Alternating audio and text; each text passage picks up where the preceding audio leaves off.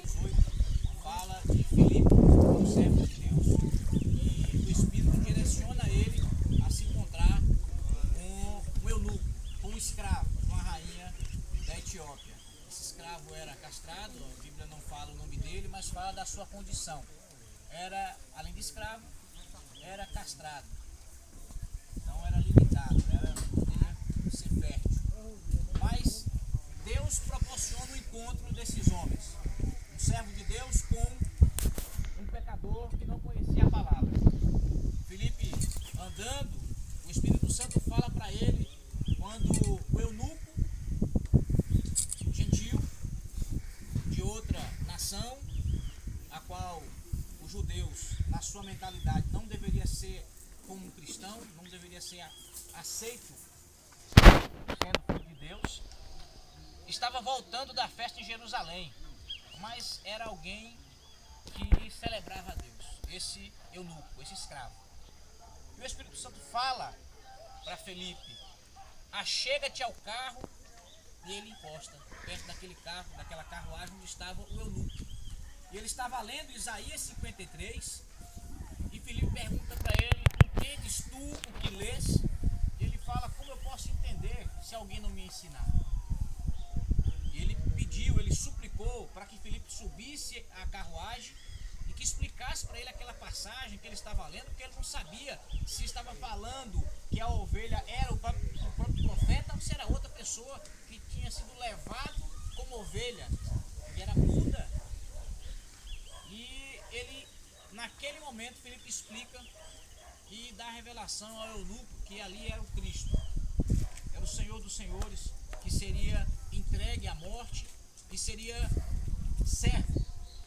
Ele iria cumprir o propósito do Pai de Deus como servo, como ovelha muda. E a Bíblia fala em Romanos 8 que nós somos levados todos os dias à morte como ovelhas mudas. Mas nós somos mais do que vencedores.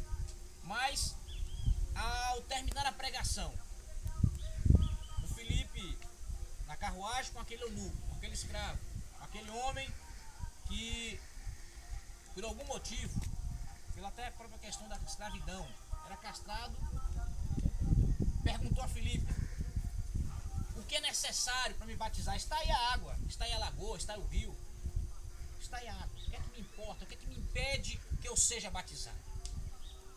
Qual é o impedimento de um homem de servir a Deus? Qual é o impedimento de dois seres tomar a decisão para se batizar? Qual é o critério que é usado? E Filipe deu o critério. Você crê que Jesus é o Cristo, que ressuscitou dos mortos? Você crê de todo o coração? Ele mandou parar o carro. Então, ambos desceram a água e o eunuco foi batizado. É interessante dizer que Filipe só foi levado com aquele propósito.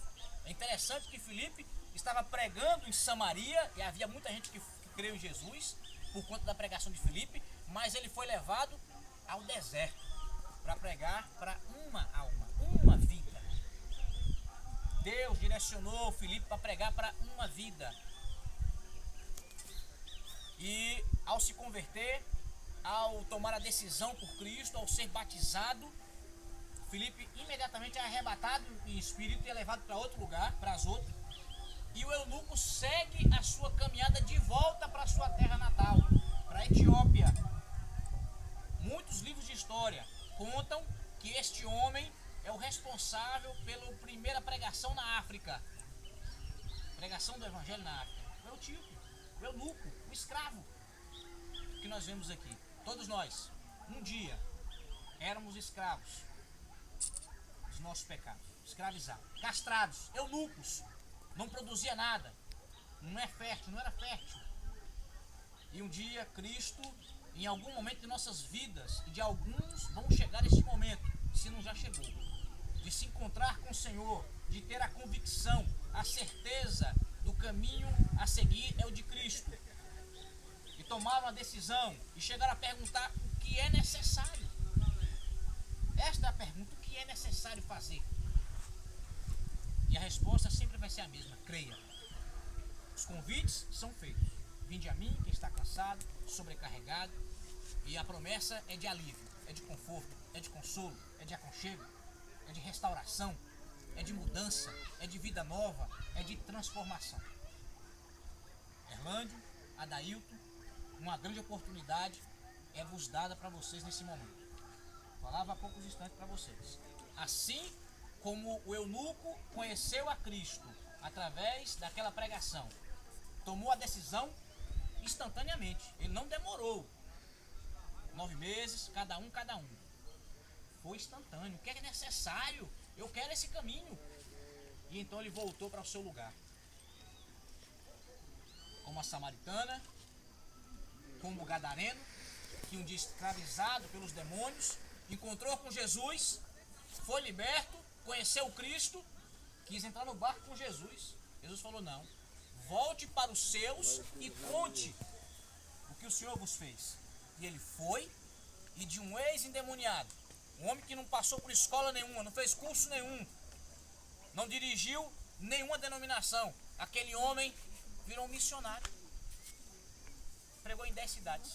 A samaritana, um missionário. Ou seja, não importa títulos, não importa cargos, funções, Cristo quer que nós levemos a sua mensagem. Aleluia. Os irmãos estão aqui nesse momento para tomar uma grande decisão, para assumir um compromisso, como um homem assume com uma mulher um compromisso de fidelidade, de honestidade, de gratidão principalmente, de união para sempre, porque o batismo é justamente isso. É um compromisso que é feito não com os homens, mas com Deus. O pacto aqui é feito dessa forma. A água, como eu falei, transparência, pureza, limpeza, simbolizando os pecados sendo lavados, a vida sendo restaurada, um simbolismo do que aconteceu em nossos corações. Então, que os irmãos, os que ainda não se batizaram, ore a Deus, questione a Deus o que é necessário. As perguntas são as mesmas e as respostas também serão as mesmas. Tudo depende sempre de Deus, mas o homem precisa tomar a primeira direção, a primeira disposição em falar a Cristo.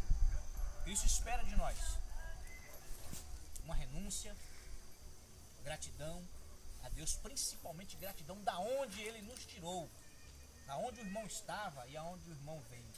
O irmão não veio com suas próprias pernas. Ninguém o trouxe aqui, Deus o trouxe aqui. Da mesma forma, o irmão Adailton. Ninguém caiu de paraquedas. Ninguém retornou porque retornou. Porque Deus trouxe aqui para viver uma nova história. Para que Deus alicerçar, para Deus transformar, capacitar. Que o retorno dos irmãos, quem for retornar logo, quem não for, mas quem retornar, o retorno dos irmãos seja um retorno de glória, um retorno de pregação do Evangelho, um retorno não só de pregação falado, mas vivido principalmente. A vida também prega, as atitudes também são pregações. A maior pregação de todas permanece ainda o testemunho pessoal de cada um. É a maior pregação. Amém, amados? Amém. Vamos orar, agradecer a Deus por essas duas vidas. Senhor, nós te louvamos e te agradecemos, ó Pai, por esse momento.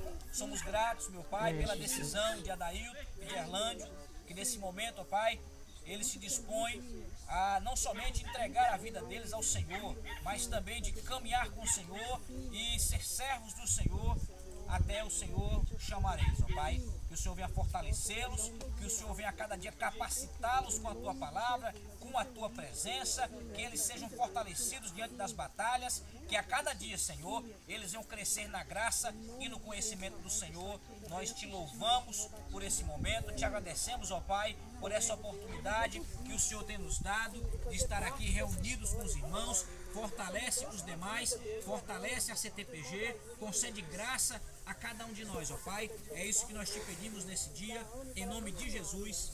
Amém. Amém. Posta pra cá você.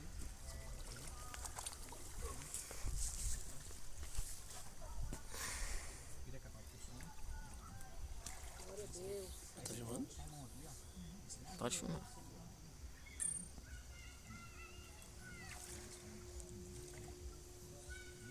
Te batizo em nome do Pai, do Filho e do Espírito Santo.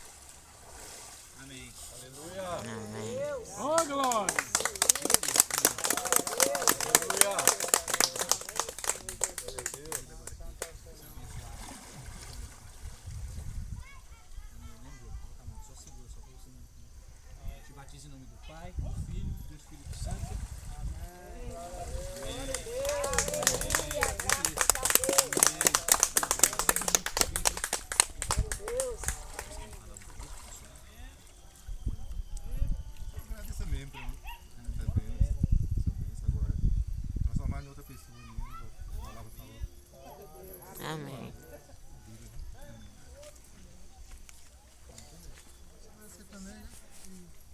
seguir a vida agora pra frente.